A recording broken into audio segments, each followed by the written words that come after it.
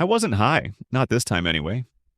It was close to 2 in the morning. I was in my garage, fooling with that old ham radio my uncle left me.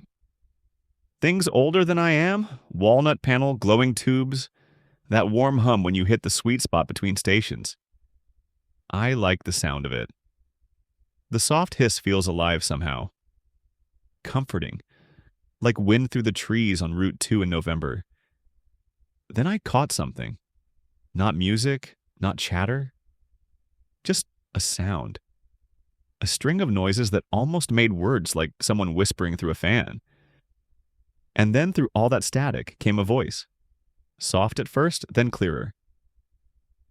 I am he as you are me. My gut went cold. I knew that line.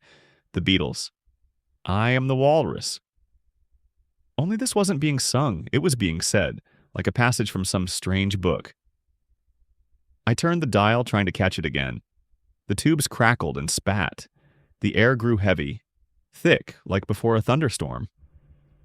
My tongue tasted like metal. Then another line.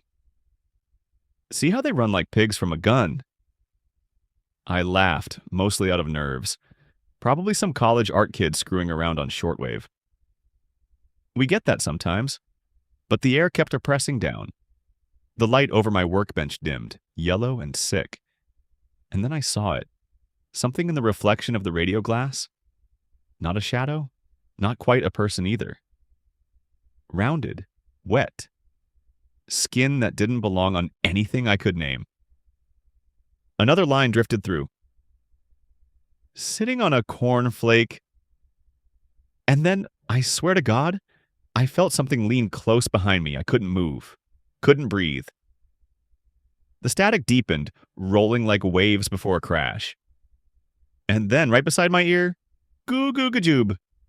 Not sung. Spoken. The tubes burst in a flash. Everything went white.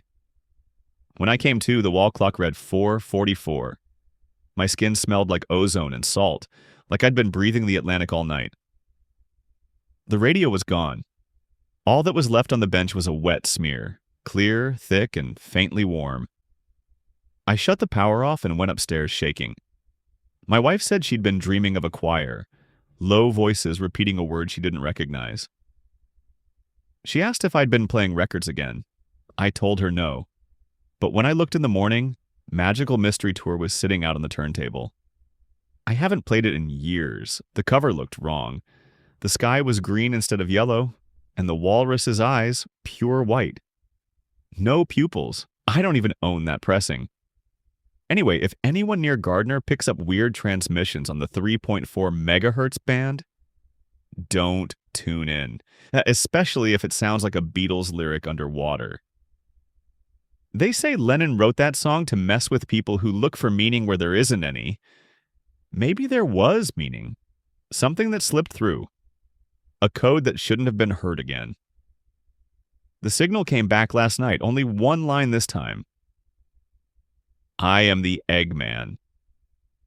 Then came the knocking, from inside the radio. If this post disappears, don't try to fix the signal. The walrus is still listening.